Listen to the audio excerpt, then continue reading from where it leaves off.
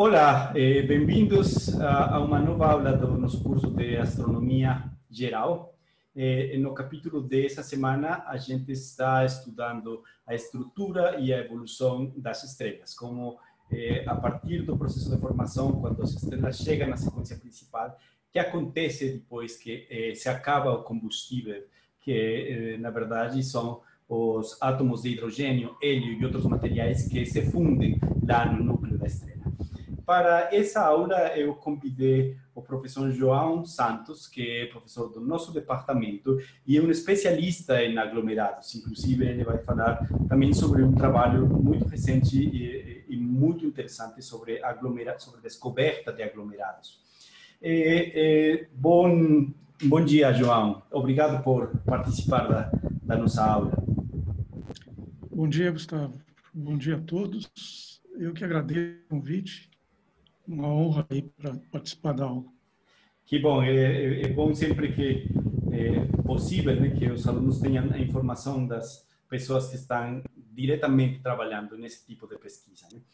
Então, aqui, uma das melhores alternativas para estudar a evolução das estrelas é ver a sua localização, certo? A localização que elas têm no diagrama HR, no diagrama de Hertzsprung-Russell. Por exemplo, essa figura aqui, ela mostra a posição nesse diagrama de um conjunto de estrelas de um aglomerado, o aglomerado NGC 2264. E esse aglomerado é um aglomerado mais jovem, certo, João? Como a gente entende que um aglomerado jovem, ou que os objetos são jovens? Certo. Então, quando ocorre, né, a formação estelar, normalmente ela não ocorre individualizada, né? Ou seja, as estrelas não se formam sozinhas, em geral. A maior parte delas se forma em estruturas desse tipo, em grupos de estrelas, em aglomerados. Né? Então, quando elas começam a contrair, né, formar, quando a nuvem que vai formar elas se fragmenta, vai formando as estrelas, né, elas continuam interagindo entre elas, né, e mantendo uma estrutura mais ou menos coesa. Né, em termos de idade, né, porque todas elas se formam mais ou menos ao mesmo tempo, em termos de metalicidade também, que tem a ver com o que a nuvem tem em termos de conteúdo metálico. Né? Então, esse aglomerado em particular, ele é um aglomerado jovem, e a gente verifica isso porque a distribuição das estrelas, né, cada um desses pontinhos aí no diagrama HR, ela não é aleatória, né? Mas ela segue regiões bem definidas. Então, aí está mostrada a região da pré-sequência principal, onde a estrela ainda está na fase de contração e não tem fusão nuclear no núcleo, né? E só aquelas que são mais brilhantes, mais luminosas, é que já se encontram na sequência principal, já chegaram naquela região de formação, ou melhor, de fusão do hidrogênio para hélio no núcleo.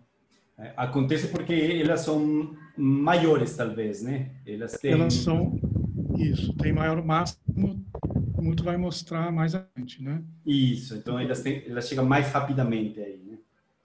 Chegam mais rapidamente por causa da massa. Aquelas que têm menor luminosidade têm menos massa também, né?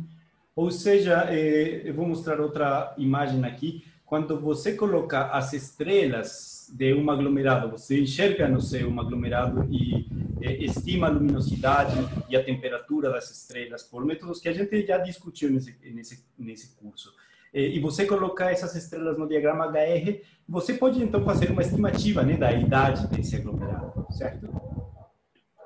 Sim, se pode fazer uma estimativa da idade, justamente porque quando as estrelas esgotam o hidrogênio no núcleo, né, elas começam a abandonar essa faixa diagonal, que a gente vê claramente que é a sequência principal. Essa aqui, né? Isso.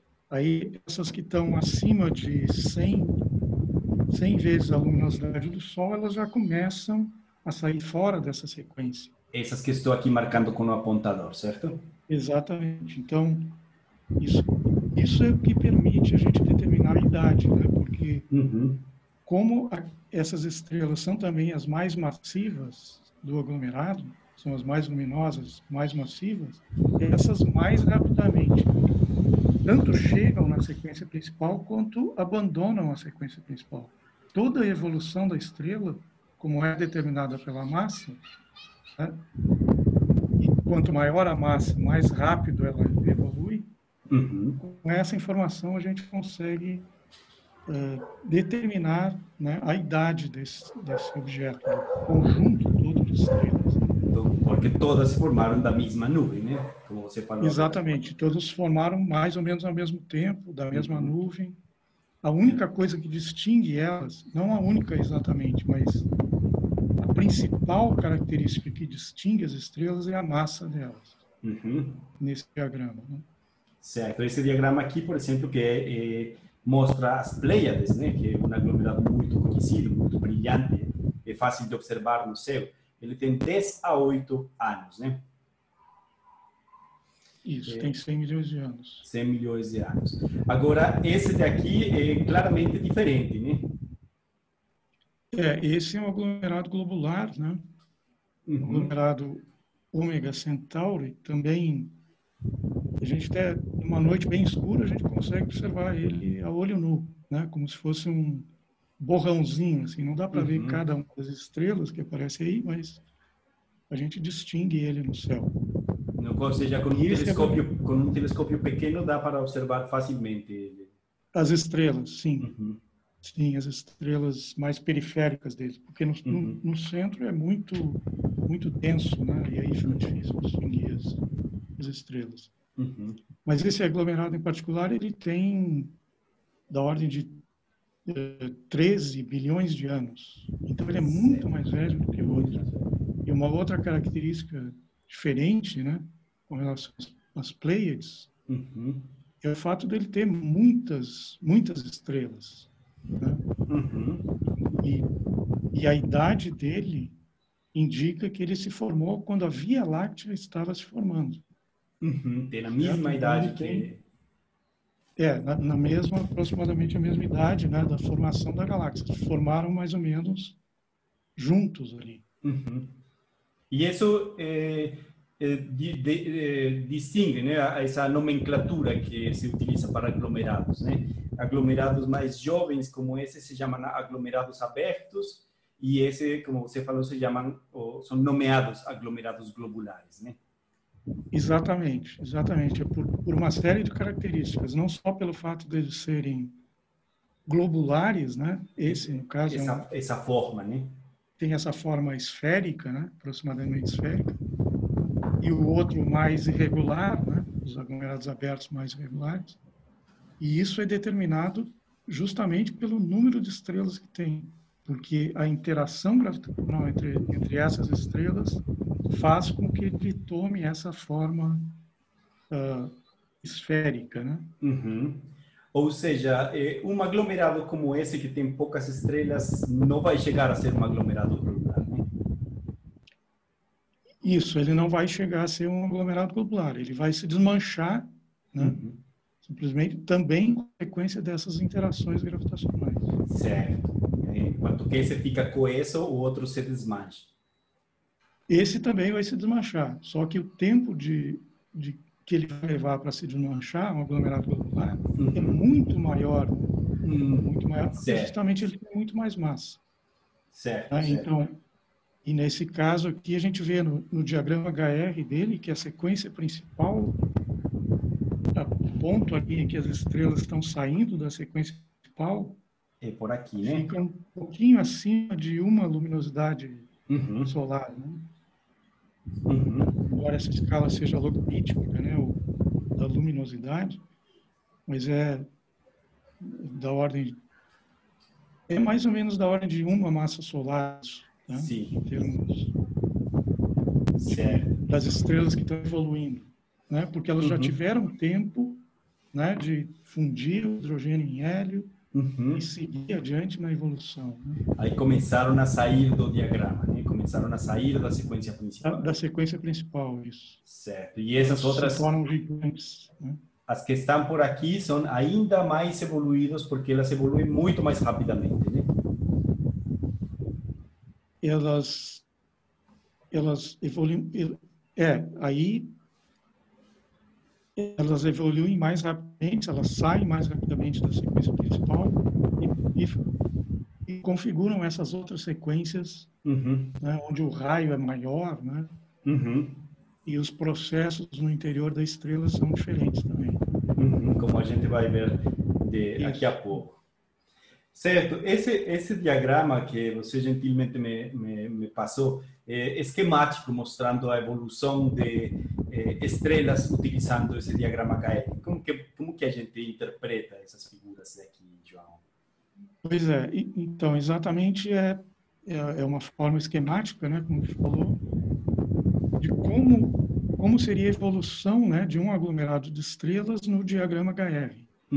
Então, como as estrelas de um aglomerado, né, começam como aquele primeiro aglomerado que a gente viu, né, o NGC 2264, né, com estrelas ainda fora da sequência principal, contraindo para ela.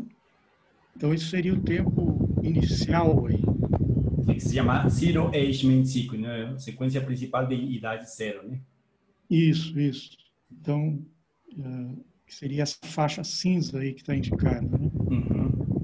Então, isso em 10 milhões de anos, que é o diagrama seguinte, na B, né? Aí ainda a gente já tem ainda estrelas que estão contraindo a sequência principal lá embaixo. Esses daqui. Isso, que tem massa pequena, né? Mas também tem estrelas lá em cima, muito luminosas, massivas, que já saíram da sequência principal. Ups, perdão. E esse processo continua, né? Ele vai continuando. Depois, 100 milhões de anos, que corresponde à idade das Pleiades. Certo. Né? Todas as estrelas mais ou menos na sequência principal. 1 bilhão de anos, né? Aí começa a ter uma população maior de estrelas evoluídas. Depois, em 1 bilhão de anos, 10 bilhões de anos, que seria o caso, seria o último diagrama, né? Que é parecido com o diagrama de ômega central. Certo, com esse que acabamos de ver, né? Isso, exatamente. Certo. E você também me falou me passou outra figurinha que eu achei muito sensacional, porque isso aqui é um esquema do que a gente sabe da teoria e das observações, mas quando vemos as observações é o mais legal de tudo, né? Que você coloca os aglomerados que estão aqui nas imagens, as fotografias deles, colocados no diagrama HR, e a gente vê a evolução dessas estrelas, né? Como aconteceu a evolução dessas estrelas, como algumas estão na sequência principal e outras já saíram, né? Exatamente. Então esse diagrama é um diagrama HR também, né? Só que em termos de magnitude e índice de cor, mostrando essa sequência, só que para objetos reais, né? Desde o aglomerado associado à nebulosa de Órion. Esse aqui à esquerda, né? Isso. E passando por outros aglomerados abertos, né? Em unidades diferentes, né? Aproximadamente 100 milhões de anos, esse C667, depois mais ou menos 1 bilhão de anos, e depois o último, mais velho ainda. Esse daqui, né? NGC. Mas ele ainda é um aglomerado aberto, um aglomerado globular. Só que é mais velho, né? Já tem estrelas aqui, tipo, também mais ou menos a massa do Sol, saindo da sequência principal. Isso. Aí é um pouco mais brilhante que a massa do Sol. É 4, né? Interessante desse diagrama também que mostra uma evidência, né, de que as estrelas se formam em nuvens de gás.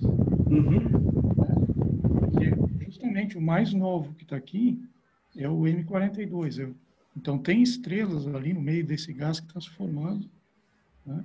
E a idade dele, e a gente tem estrelas muito luminosas, né, muito massivas ainda na sequência principal, indica que é muito jovem. É uma forma de verificar que essa teoria da formação estelar é válida, né? É verdadeira, Claro, né? porque nos outros aglomerados a gente já não vê mais o gás, né? Ou ele já formou estrelas, ou esse gás já se dissipou, né, do meio. As estrelas se encarregaram, né, por ventos e por radiação, ou mesmo por explosão de supernova, que a gente vai ver mais à frente, carregaram de eliminar esse gás. Deixa eu te perguntar uma coisa, já que você trabalha com observação e com técnicas observacionais. Como se faz para medir a magnitude e a temperatura de cada um desses pontinhos? Porque são milhares de estrelas aí, né? Então, se faz coletivamente, como se faz na prática esse trabalho? Na prática, a gente não mede diretamente a temperatura, né? Nem a luminosidade, mas a gente mede esses índices. Certo, o índice de cor que dá a temperatura e a magnitude azul. Exato. Então, esse índice de cor é construído a partir de dois filtros, que é o B e o V. Né? O filtro azul, B, e o filtro V no visual. Então, quando a gente faz essas imagens, a gente coloca esse filtro, né, antes do detetor, né, no telescópio, lá na câmera, que vai medir a quantidade de luz que passa, né, por cada uma dessas estrelas através do filtro. Então, a gente está selecionando somente uma faixa do espectro correspondente a esse espectro eletromagnético, né, o azul, né, ou então a parte visual. Então, isso nos dá, né, o quanto uma estrela é mais brilhante numa determinada região do espectro do que outra. Então, a estrela vermelha, por exemplo, vai emitir muito mais luz na região vermelha do espectro do que no azul. Né? Certo. E em termos do número de estrelas, é tomada uma foto só nos dois filtros diferentes e depois é um algoritmo que vai separando cada uma das estrelas? Exato. Porque a imagem é tomada, né, como a gente vê aí, por exemplo, né, a gente toma cada imagem separadamente em cada filtro. Do aglomerado inteiro. Do aglomerado inteiro. E depois disso se usa um programa, né, para extrair um programa computacional que mede, né, a luz de cada uma das estrelas. Claro que isso é feito de uma forma automática, né? Não é feito uma a uma, né, porque são muitas estrelas. Com isso se constrói esse diagrama. Agora vou te fazer uma pergunta, já chegando àquele seu trabalho de identificação de aglomerados, porque você enxergando esses aglomerados ou essas imagens aqui, pode ter algumas estrelas que pertencem de fato ao aglomerado e algumas que não, que estão no fundo ou que não fazem parte desse objeto, né? Como se distingue que a estrela faz parte do aglomerado?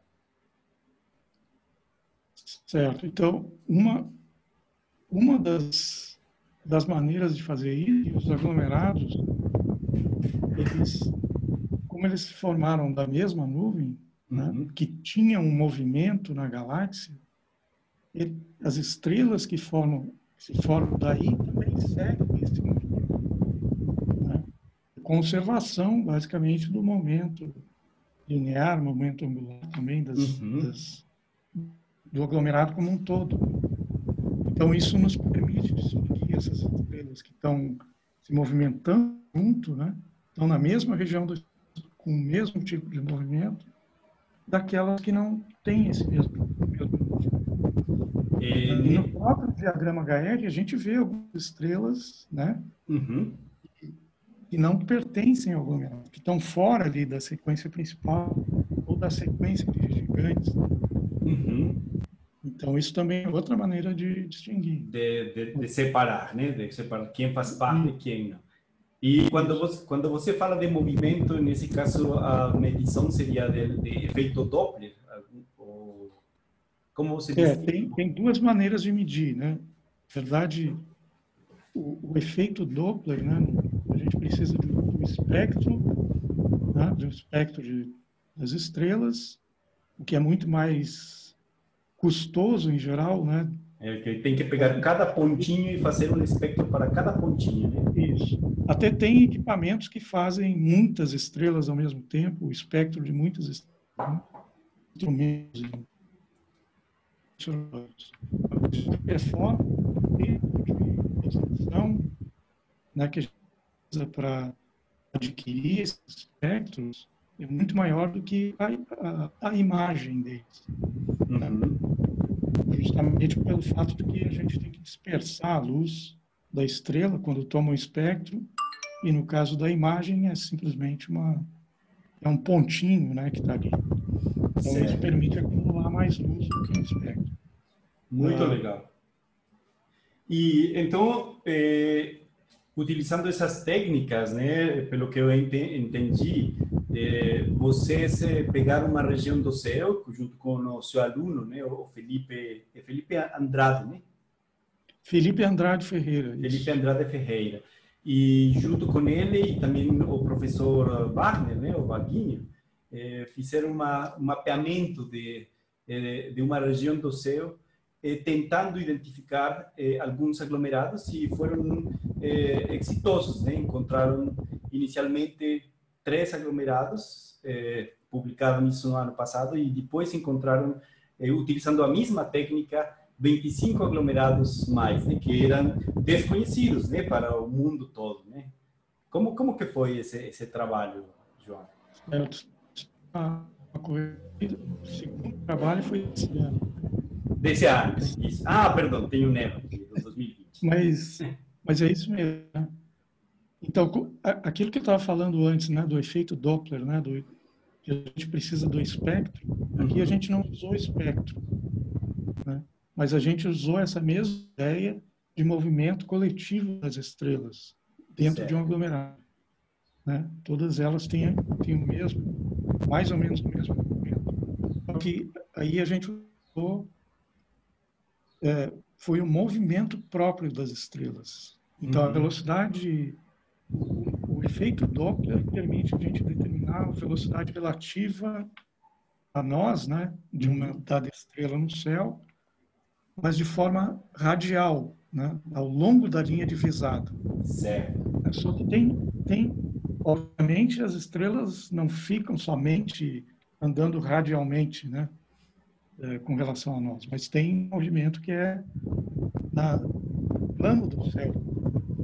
E esse movimento, para a gente medir, a gente precisa de dados que são compostos ao longo do tempo, né? A gente precisa de várias imagens ao longo do tempo para poder medir uma quantidade muito pequena que é chamada desse movimento próprio, né?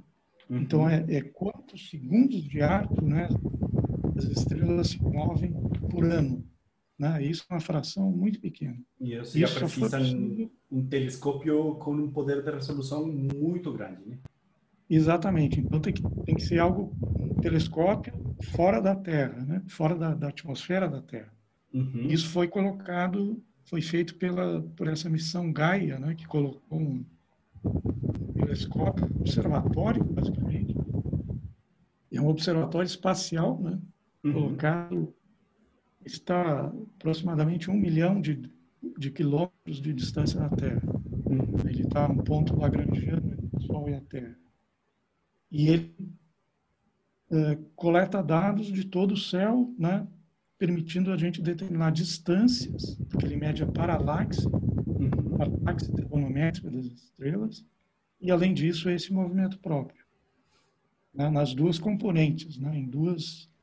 Né, se a gente pensa que o céu é um plano, né, ele mede em duas direções, e a gente consegue compor esse movimento, determinar esse movimento das estrelas. Então, nesses 2 trabalhos, basicamente, né, que foi feito pelo Felipe, né, estudante de doutorado, é primeiro coletar esses dados que vêm dessa missão Gaia, que permite também nos dar informação do diagrama HR, porque tem medidas em 3 filtros, basicamente.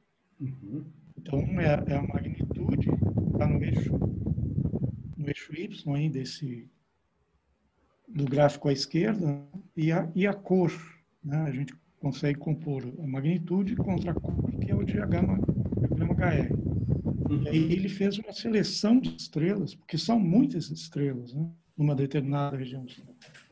Então ele fez uma seleção que permitiria pegar a frequência principal de algum aglomerado que tivesse por ali, por exemplo. Essa seleção que está aqui na primeira figura, é isso? Exatamente, essa região mais colorida, né? Colorida. Uhum. Isso. Então, ele selecionou essa região e fez um gráfico do movimento próprio, do movimento das estrelas, né? Como é que é o movimento das estrelas aí nesse diagrama. Uhum. Nesse caso, então, ele identificou um numerado conhecido, que é esse NGC 999. Está aqui e aqui. Uhum. Que está aqui indicado, né? A região mais escura que está no diagrama ali. Uhum. Isso. É um aglomerado conhecido. Então, na época, estava explicando esse aglomerado, mas ele deu outras 3 regiões ali que se agrupam, né? Uhum. Então, se agrupar, são estrelas que se agrupam nesse diagrama, significa estrelas que têm movimento coeso. Uhum. Isso não é a posição, isso é o movimento das estrelas. Uhum. Né? Então, movimento coeso, a gente já viu o que significa que, bom, aí tem uma região que pode ser um aglomerado, né? Claro. Então, aí ele explorou essa região, verificou que todos esses bolinhos que aparecem uhum. correspondem a regiões que a gente pode associar com aglomerados, porque segue uma sequência principal, tem alguns gigantes, né? Então, e isso não tinha sido detectado antes, né? Que são esses eixos aqui, João? Então, é um movimento próprio em ascensão reta, Aham. que é uma coordenada celeste, né? E em declinação. E Em declinação. Uhum. E então, quanto eles têm unidade em milissegundos de arco por ano. Tá. Então é o movimento das estrelas e essas daqui, mais ou menos, esse grupinho todo tem o mesmo movimento próprio, né? Que está aqui. Exatamente. Esse daqui também tem. Tá. Perfeito. E esse aqui sim uma foto, né? Isso seria, então, com essas seleções, né? Selecionando essas regiões onde se encontram os aglomerados, a gente observa, né, que eles também se agrupam no plano do céu. Isso aí seria uma posição, são coordenadas celestes. Certo, vocês iam reta de declinação também. O que obviamente tem que ser assim, ou seja, os aglomerados têm que estar numa determinada região do céu, né? Tem que estar terem nascido. Muito legal. E o mais legal de tudo isso é que se outros grupos de pesquisa querem trabalhar com as estrelas desse aglomerado, ou com esse aglomerado, tem que chamar esse aglomerado pelo nome, que é o nome UFMG1, UFMG2 e UFMG3, daqui para frente, certo? Exatamente. Isso foi uma homenagem, então, prestada à nossa universidade. Uhum. Que bom, que legal. E os outros 25 também? Com os 25 também. Todos eles têm nomes seguindo essa nomenclatura. O FMG 1, 2, 3, até 28. Até 28, na verdade são 28. Uhum. E João, fala sobre a relevância dessa descoberta desses aglomerados desde o ponto de vista da física estelar ou talvez da física da galáxia mesmo, da distribuição estelar na galáxia. Da física estelar, na verdade, a gente está utilizando ela para identificar esses objetos como aglomerados mesmo. Então, são mais grupos que a gente agrega aqueles aglomerados que são conhecidos, né? E realmente nos mostram que a teoria da evolução estelar é correta, ela reproduz as observações. Né? E do ponto de vista da galáxia, né, são mais objetos, então, que a gente tem para definir como é que é a estrutura da nossa galáxia, né? E como é que é a evolução química da nossa galáxia. Para esses aglomerados, a gente determinou parâmetros como idade, como metalicidade, né? Que são úteis para a gente verificar, né, onde esses objetos se formaram, por exemplo, né, e em que época se formaram. Né? Então, a gente pode, por exemplo, definir que numa determinada região da galáxia se formaram mais aglomerados que são jovens, por exemplo. Né? Isso permite a gente construir como é que é a evolução da população de estrelas ao longo do tempo na nossa galáxia. A taxa de formação de estrelas aumenta, diminui. Né?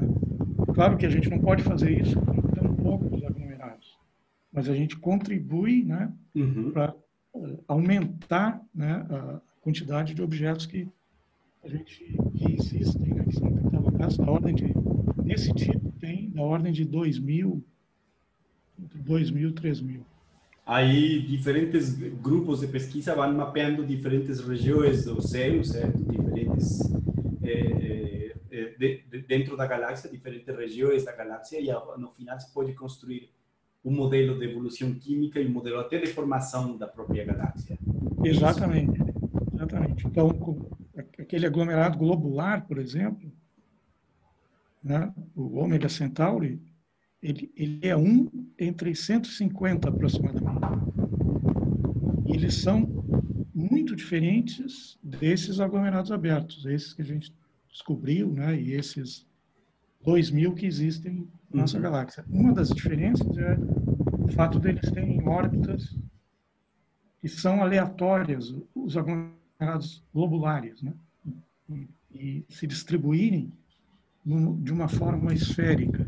Tem muitos deles que estão na região mais central da galáxia, né, e outros a distâncias muito grandes e fora do plano da galáxia. Né? Então, certamente se formaram quando a galáxia ainda estava contraindo, né? A nuvem gigantesca, né, que liderou todas as estrelas que a gente vê, os aglomerados,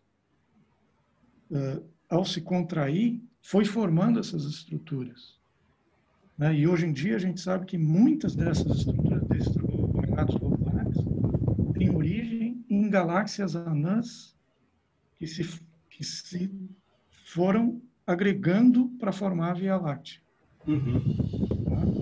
Então, são objetos muito antigos, né? Ao contrário desses aglomerados abertos, né? Que são mais jovens. Que, né, são formados na galáxia mesmo, né? Eles são formados mais ou menos no plano. Todos eles são formados no mesmo plano, o que quer dizer que todos eles têm órbitas mais ou menos circulares, né, no plano da nossa galáxia. Ao contrário dos aglomerados. Muito legal. Assim, aos poucos vai se construindo um mapa de formação da nossa própria galáxia. Muito interessante. Vamos então, João, passar um pouquinho então a parte teórica do que se conhece desde o ponto de vista da teoria de como que evoluem essas estrelas, né? Então, como você falou, o fator determinante na evolução da estrela, tanto na contração quanto tempo na sequência principal, assim como na evolução seguinte, a sequência principal depende da massa da estrela, né? Essa relação que está aqui à esquerda é uma relação entre luminosidade da estrela e massa da estrela. E a gente pode utilizar essa relação, como se sabe que a massa é energia, né, pela fórmula de Einstein, para calcular o tempo de vida que uma estrela tem na sequência principal. Esse tempo vai ser proporcional a essa massa dividido pela luminosidade da estrela, que é uma grandeza que pode ser medida. E utilizando essa relação, então é possível encontrar o tempo de vida da estrela na sequência principal, como a massa elevada a menos 2/3. Nesse caso, está normalizada com a massa do Sol. Isso que significa? Que se a massa é menor que a massa do Sol, esse tempo vai ser grande, vai ser muito grande. Ou seja, a estrela vai passar muitos anos, 10 a 12, 10 a 13 anos na sequência principal, de uma forma meio que chata, porque não acontece nada com ela, vai estar sempre aí queimando hidrogênio. Se a estrela é pequena, perdão, é maior do que o Sol, então o processo evolutivo é muito rápido, certo? João, quanto à massa das estrelas, há uma distribuição de estrelas. Você sabe que as estrelas menores têm maior probabilidade de formar-se, né? Normalmente, em aglomerados se encontram mais estrelas menores que o Sol do que maiores. É isso? Isso, exatamente. Então, tem... é o que a gente chama de função de massa inicial, né? Que é basicamente como é que se distribui, né, o número de estrelas conforme a massa, né? A massa. Então, isso se observa em todas as regiões, né? Uhum. Todas as regiões. Sempre que tem um aglomerado de estrelas, tanto na nossa galáxia, fora da nossa galáxia, quando a gente consegue medir, né, essa distribuição de massa, sempre o número de estrelas de massa pequena é muito maior do que o número de estrelas de massa grande. É como se o processo de formação, por algum motivo, favorecesse a formação de estrelas menores, né? Exatamente. O motivo você sabe ou está ainda em pesquisa? Isso é matéria de debate, né? De debate ainda, né? Não existe uma teoria, né, que determine isso, né? Por que é mais fácil que se formem estrelas pequenas do que maiores, né? Isso. Uhum. Pois bem, agora se temos uma estrela de uma massa do Sol, né? Aplicando essa relação de aí, o tempo de vida na sequência principal para o Sol vai ser 10 bilhões de anos. E nesses 10 bilhões de anos, o Sol vai permanecer praticamente fixo na posição que ele está na sequência principal, com pequenos deslocamentos, né? Ele expande e tem pequenos movimentos, mas no final de contas ele não se desloca da sequência principal. Até que termina toda a queima de hidrogênio no núcleo e vai começar a formar-se ou a queimar-se o hélio. Mas isso tem um processo, e esse processo pode ser explicado, pode ser entendido também dentro desse diagrama HR. Aqui, essa figura mostra um diagrama HR, né, temperatura, luminosidade, para estrelas que estão entre 0,8 e 4 massas solares, porque o processo é basicamente o mesmo, né? O tempo que vai levar vai ser diferente, dependendo da massa, mas o processo como tal é o mesmo. Então, no ponto 1, a estrela está na sequência principal e está queimando o hidrogênio. Mas, quando esse hidrogênio acaba, ou quando ele vai acabando, ele vai queimando, ele vai formando um caroço de hidrogênio, que vai sobrando no centro um núcleo de hélio. O hélio vai se concentrando mais no núcleo e o hidrogênio continua queimando num caroço que cobre o núcleo de hélio. Nesse momento, a energia que está sendo produzida na estrela, ela é muito mais produzida de forma muito mais rápida do que quando a estrela estava na sequência principal. E por isso que a estrela expande as camadas mais externas, certo? Ela vira uma gigante vermelha. E vai chegar um momento em que, a parte externa se expande, vira uma gigante vermelha, mas o núcleo vai continuar esquentando até a temperatura atingir aproximadamente 10 a 8 kelvins. Nesse momento vai começar a queima de hélio. Como já vimos numa aula anterior, essa queima de hélio se dá por um processo chamado triplo alfa.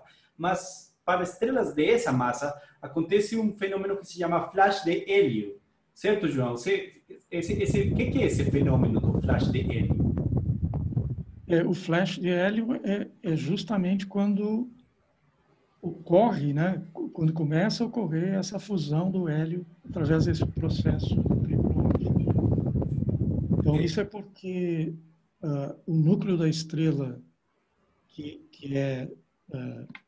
que aumenta, né, porque aumentou a densidade do material no núcleo da estrela, deixou de ser hidrogênio e passou a ser hélio, né? Tem uma densidade maior e esse núcleo continua contraindo. Ele contrai, só que a temperatura não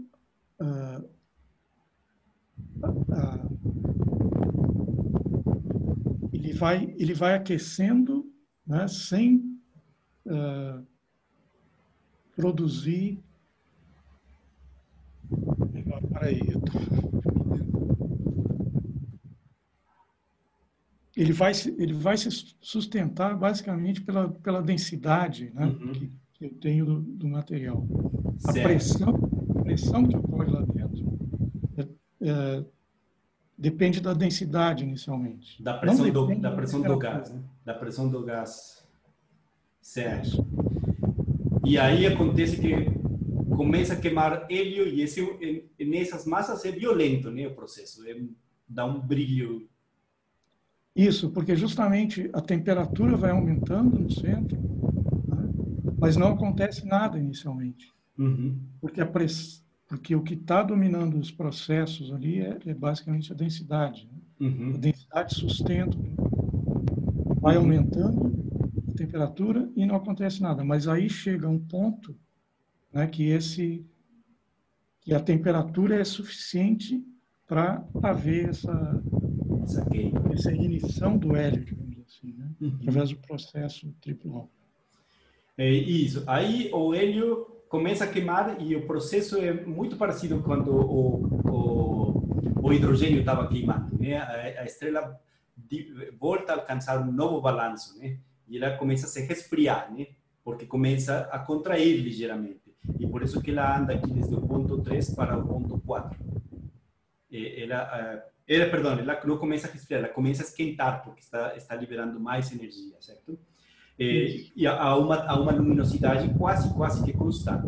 E o que está acontecendo lá no núcleo é que esse hélio se está convertindo em carbono. Isso que se conhece como o ramo horizontal das gigantes, né? A queima de hélio e a produção de carbono. Mas vai chegar o ponto também que o hélio vai terminar, né? O hélio vai se acumulando na parte mais interna, o hélio fica num caroço por volta desse carbono, e até o ponto que o hélio termina. Certo? E aí passamos já a uma nova etapa, uma nova expansão, né? Quando esse hélio está queimando um caroço em cima do carbono, temos uma nova queima rápida e a estrela volta a se expandir e temos uma gigante, uma supergigante, né? No estágio 6. Nesse caso, a gente chama de gigantes, né?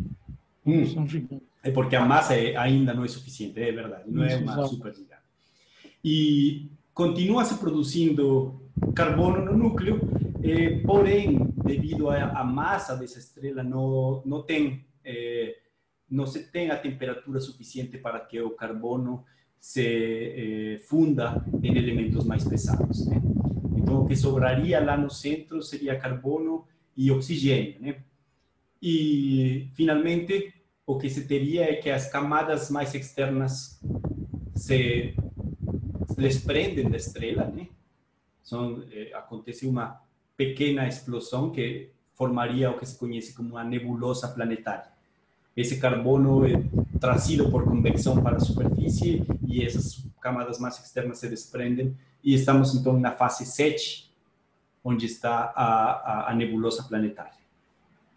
Certo? O que vai sobrar também na parte central é esse núcleo de carbono. Mas veja, essas imagens aqui são imagens de duas nebulosas planetárias.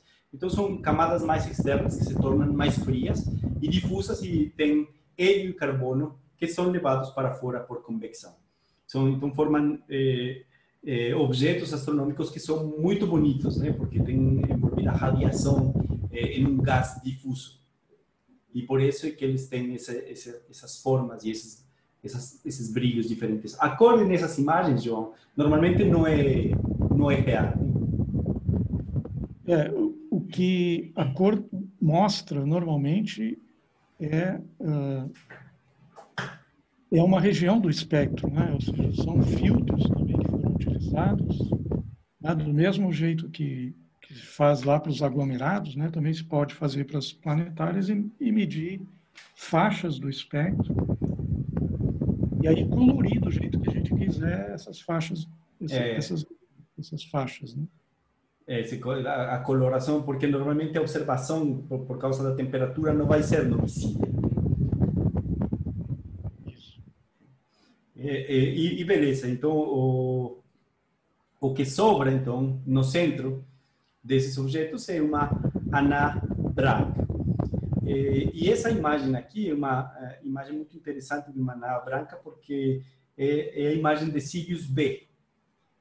Sirius A é a estrela que é mais brilhante no céu.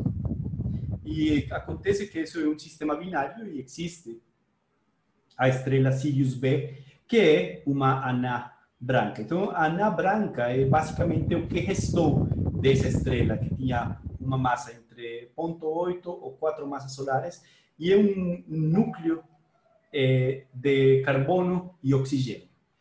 A pressão é tão grande que existe uma degenerescência de elétrons. Degenerescência aqui se explica se pode explicar a partir da mecânica quântica. É quando todos os níveis energéticos dos átomos se encontram ocupados, né, pelos elétrons, nesse caso. Os elétrons ocupam todos os níveis energéticos possíveis e essa degenerescência é como uma mudança de fase desse gás, né?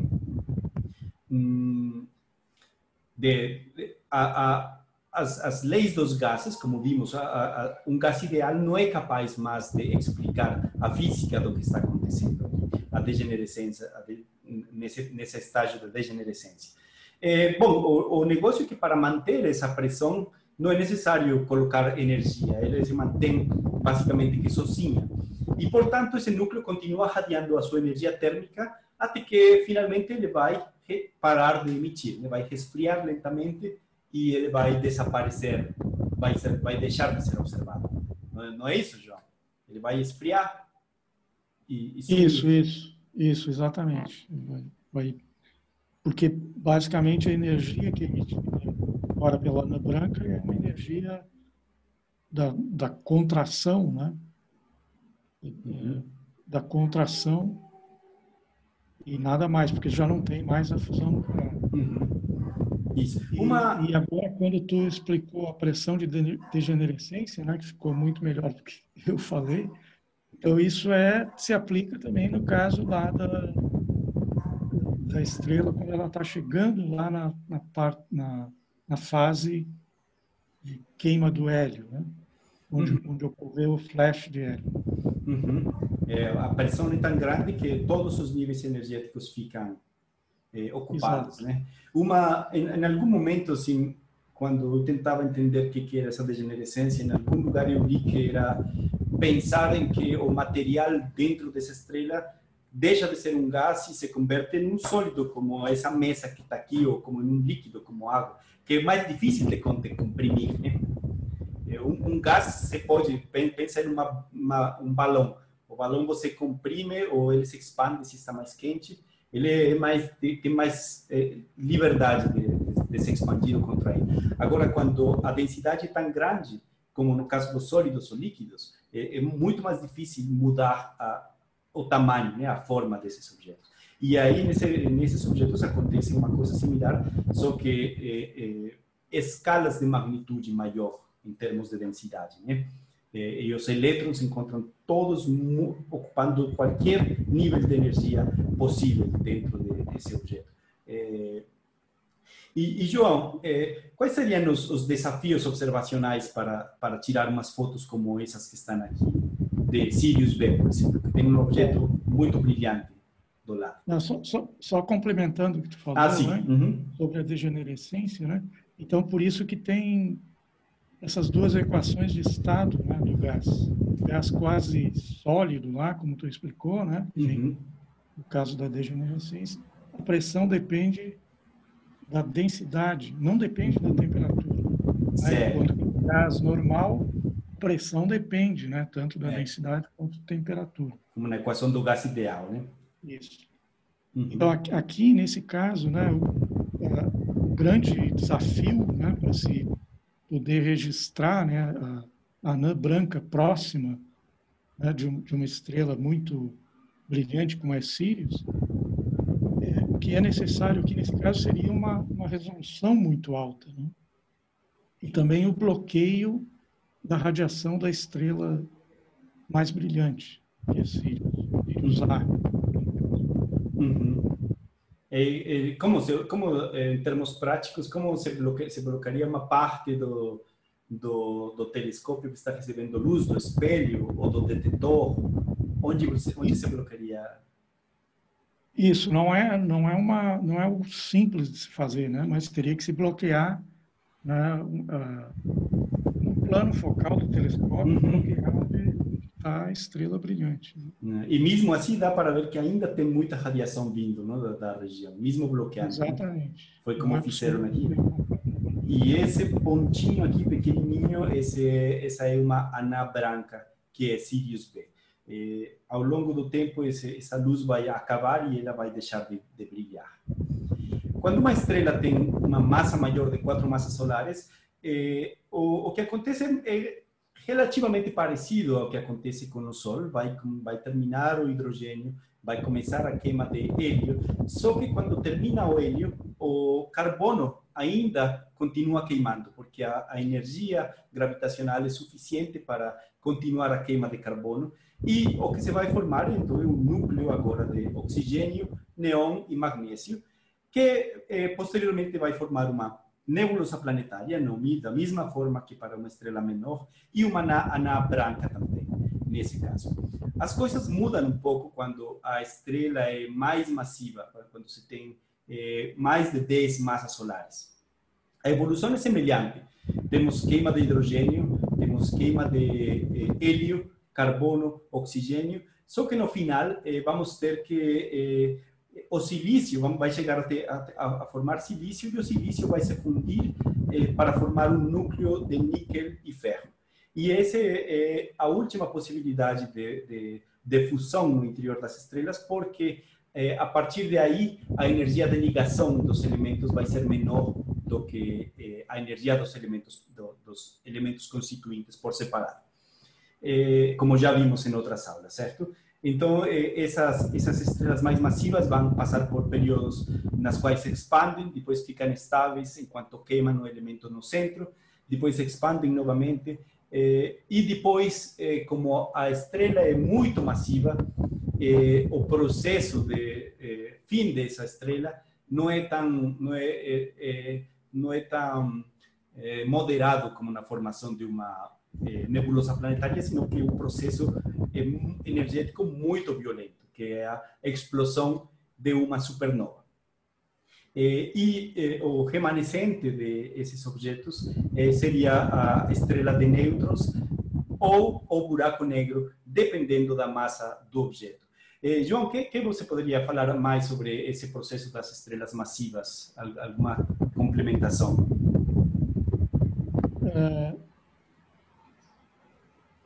Bom, basicamente isso que tu já falou, né? Então, só para colocar um ponto relacionado com as observações, né? Betelgeuse, né? Que é uma estrela supergigante, né? Que está na constelação de Órion, né? Ela teve nas notícias recentemente, porque por uma variabilidade, porque é sabido que essas estrelas variam também, né? De fato, serem extremamente rarefeitas, né, na superfície, perderem massa de uma forma significativa, né? Essas camadas externas se expandem, elas vão perdendo massa.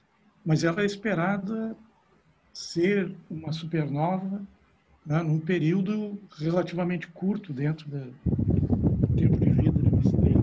Talvez a gente não veja isso, né? Mas é possível que se veja. Seria incrível, né? A gente vivenciaria... É muito interessante, porque a estrela vai aumentar de brilho muito, né? significativamente. Né? Essa imagem que está aí no ponto 9, esse é o pulsar do caranguejo, né? Perdão, a nebulosa do caranguejo, né? Nebulosa.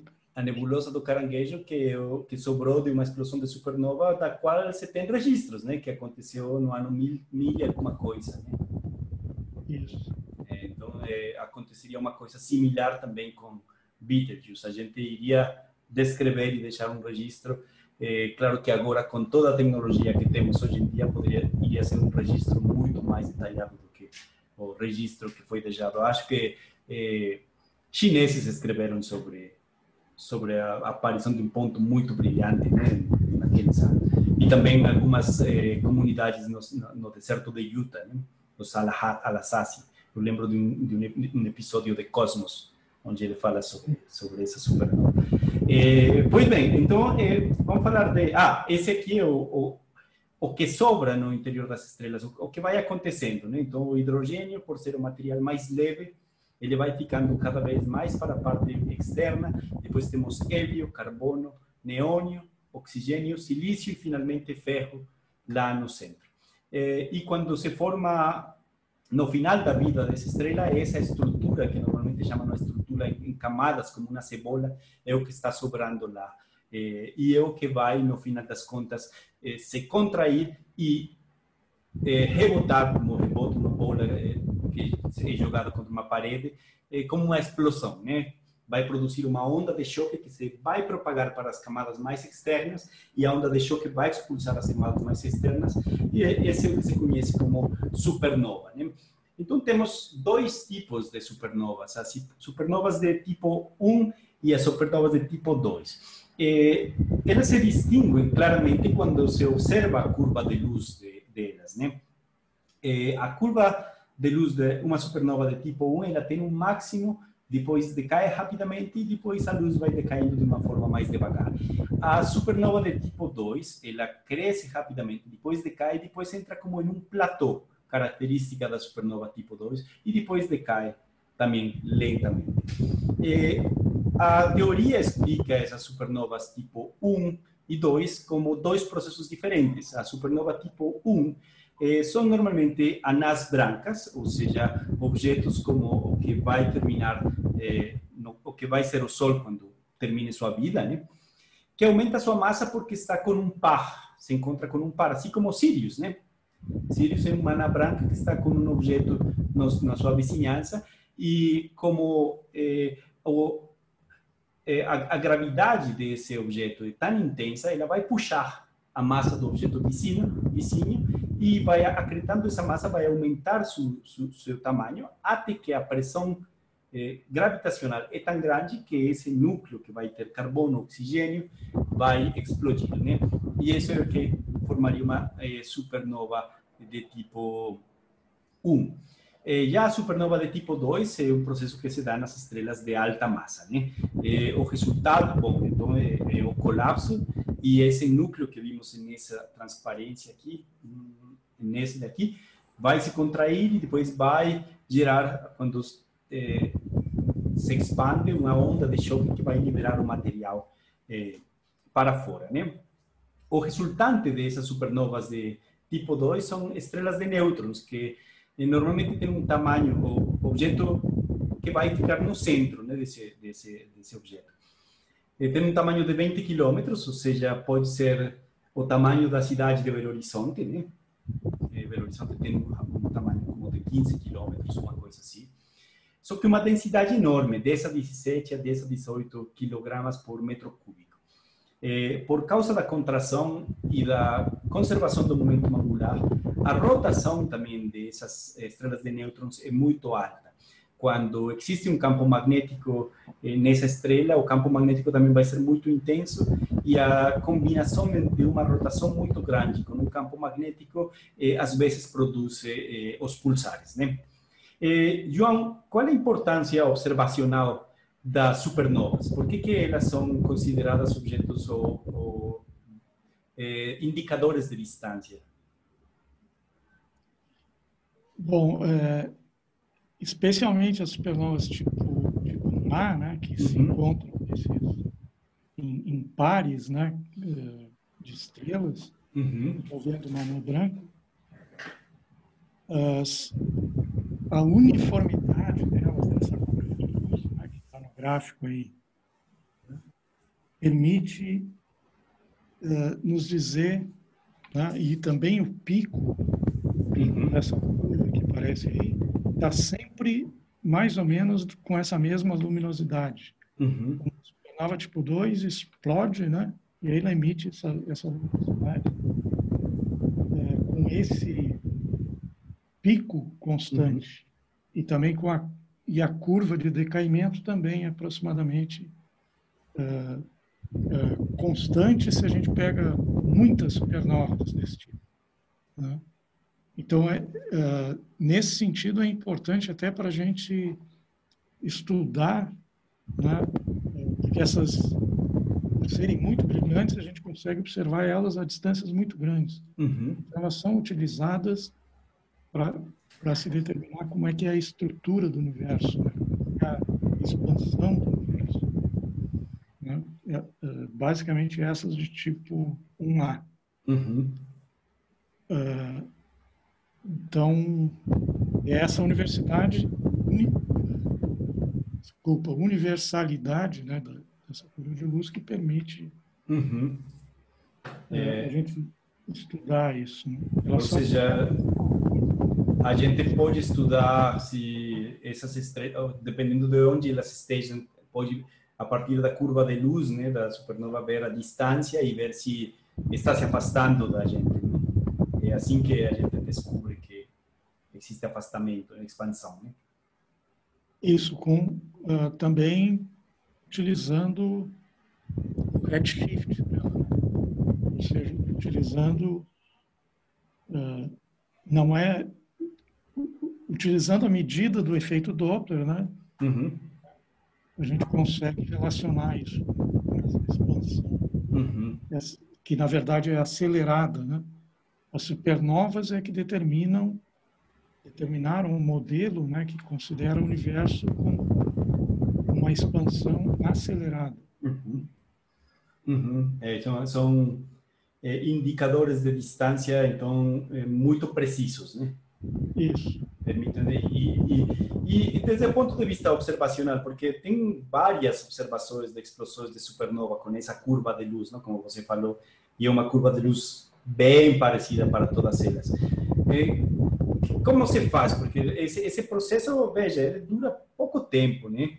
Então, como que acontece desde o ponto para um observador que trabalha com isso? Alguém vê que um objeto está mais brilhante no momento e todos os telescópios ficam apontando para lá e acompanhando esse processo? Ou como se dá? Pois é, tem que ter sorte e também um pouco de planejamento, né? No sentido de que a gente tem que observar muitas galáxias, né? Porque isso a gente não vai encontrar na nossa galáxia toda hora. Esses objetos são muito raros, né, de acontecer, né? Então, a gente precisa observar muitas galáxias em regiões distintas do céu e acompanhar. Por isso que até astrônomos amadores, né, contribuem nesse sentido, né?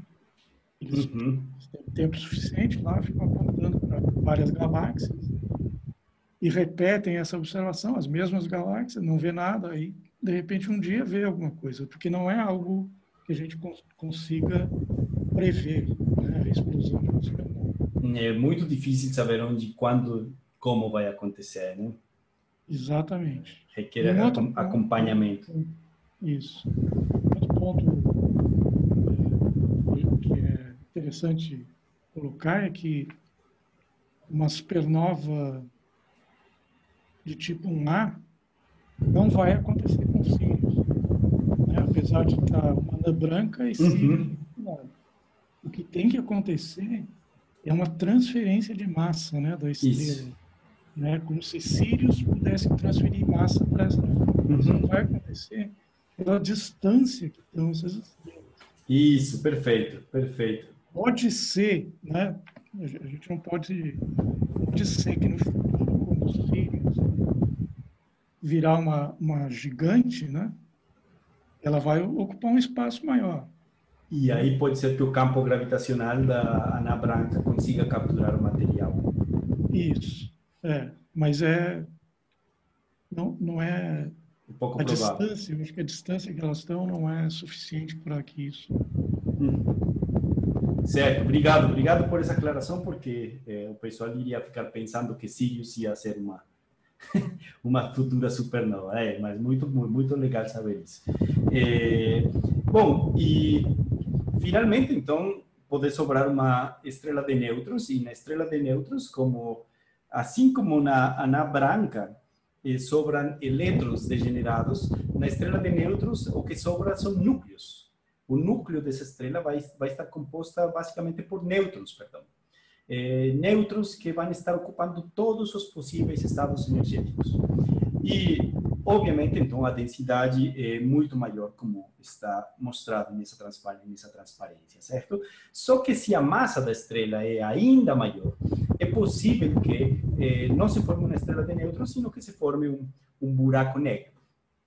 E o buraco negro é um objeto que pode ser formado por estrelas mais massivas, acima de objetos centrais, não estrelas, objetos centrais acima de 3 massas solares, com nêutrons degenerados, né? Também pode ser formado por anãs brancas que chegam a adquirir massas superiores, a sugar massas superiores a 1,4 massas do Sol.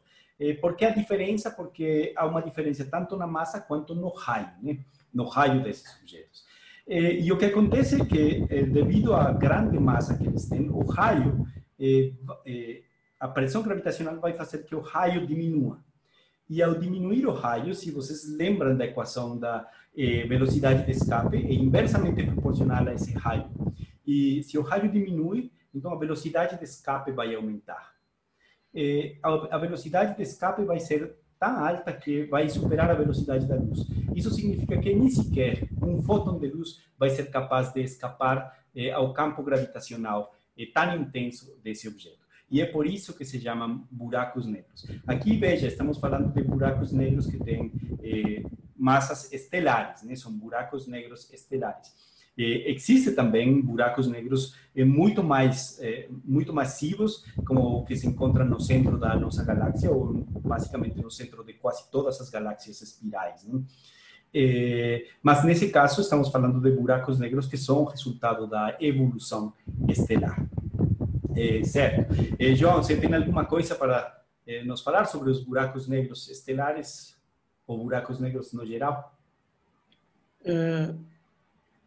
Pois é, então, o que tu falou aí, né? Nem a luz escapa do buraco negro, mas a gente consegue observar evidências desses buracos negros a partir por exemplo, do material que está na volta do buraco negro, né? Como está nessa figura, certo? Isso, exatamente. Então, o que a gente vê, a gente não vê o buraco negro, né? Mas vê esses jatos, né? Consegue identificar os jatos, consegue identificar a radiação que vem do disco, né? Desse disco de acreção que é formado, hein? Então, isso seria uma maneira de, indiretamente, né? Detectar esse buraco. Detectar a presença do buraco. Um efeito gravitacional mesmo. Isso. De forma que está junto com um par, né? Tá com uma outra estrela, então elas orbitam, né, o centro de massa comum. Então, outra forma. Muito bem. Esse, então, é o final da vida de uma estrela muito massiva, né? Buracos negros. Pois bem, então, para finalizar essa aula, tem essa imagem que é um resumão de tudo que foi falado, né?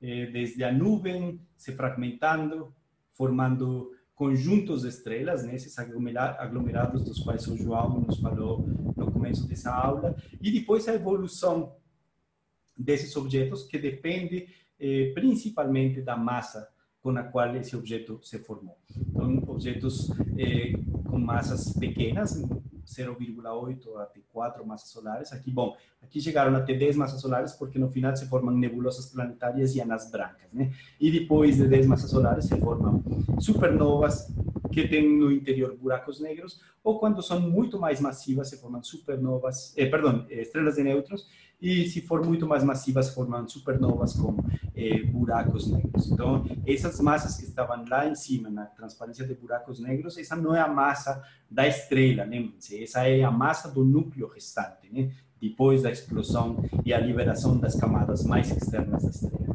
Então, superando essa massa central é que se formam buracos negros. Pois é, João, essa é nossa aula sobre evolução estelar. Foi muito legal. Você tem alguma coisa a adicionar sobre essa figura, resumindo todo o processo? Não, somente enfatizar, né, que do ponto de vista de um aglomerado, né, isso seria como é que é a evolução de uma estrela, né, uma dada estrela. E o aglomerado e as estrelas se formam nesse conjunto, né, dessa nuvem gigantesca que vai fragmentando, formando estrelas, e aí gerando, né, podendo seguir cada uma dessas sequências de acordo com a massa. Uhum. E algo interessante, né, que como praticamente todas as estrelas se formam nesses aglomerados, o próprio Sol deve ter se formado num aglomerado desse tipo, né? Que hoje, né, então, por interações gravitacionais entre as estrelas de um aglomerado, ele vai jogar estrelas para fora do aglomerado.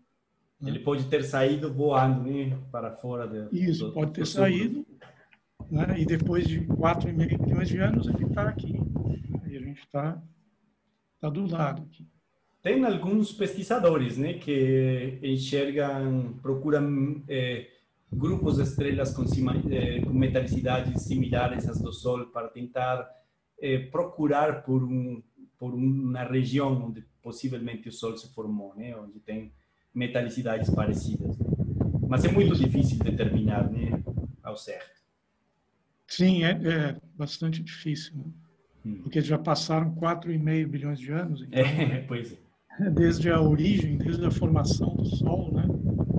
Então, reconstruir toda essa história não é algo simples, né? Uhum. Pois é, muito legal. Essa evolução estelar é interessantíssima e, como vocês viram, há ainda muita coisa para ser estudada. Quem tiver interesse no estudo de aglomerados estelares, pode conversar com você. Está agora terminando o seu sabático no Chile, né, João? E voltando no próximo mês à universidade, né? Então, alunos interessados em trabalhar com esse tipo de pesquisa. O João pode falar agora outras coisas que ele também faz. Se alunos tiverem interesse, é só conversar com ele, né? Eu te agradeço, João, muito pela contribuição a essa aula. Com certeza ficou muito, muito rica de conteúdo para os alunos desse curso. Se tiver mais alguma coisa para convidar os alunos sobre sua pesquisa que você acha que vale a pena mencionar nesse momento, por favor. Eu que agradeço, né, Gustavo, participar da aula, e tentar ajudar de alguma forma. Foi ótimo.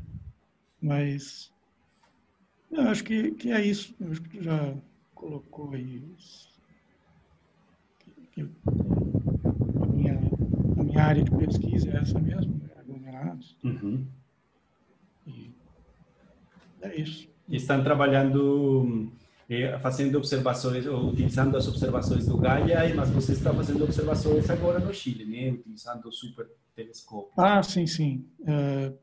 Sim, aqui a gente tem um projeto também, envolve aglomerados também, só que não na nossa galáxia, né? Uhum. E são uma galáxia, em duas galáxias satélites da Via Láctea, que são as nuvens de Magallanes. A gente estuda também, tem um projeto para estudar como é que evoluem, né? Como é que variam as propriedades dos aglomerados, né, ao longo do tempo.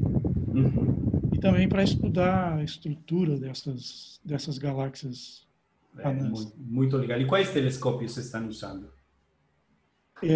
O SOAR, basicamente, O SOAR que está aqui no Chile, o Cerro Pachón. O Brasil é parte da colaboração, né? Isso, o Brasil tem 30% aproximadamente do tempo do telescópio. Uhum. Então, é um telescópio bem importante, com instrumentos, né, interessantes. Muito bom. Para os alunos, né, com interesse em astronomia observacional, então, o professor João está disponível. Gente, então, na próxima aula falaremos sobre o meio interestelar e nos vemos semana que vem. Obrigado, João. Tchau, Gustavo. Vou encerrar a ligação aqui e daqui a pouco esse vídeo vai aparecer lá no YouTube. Tchau, tchau.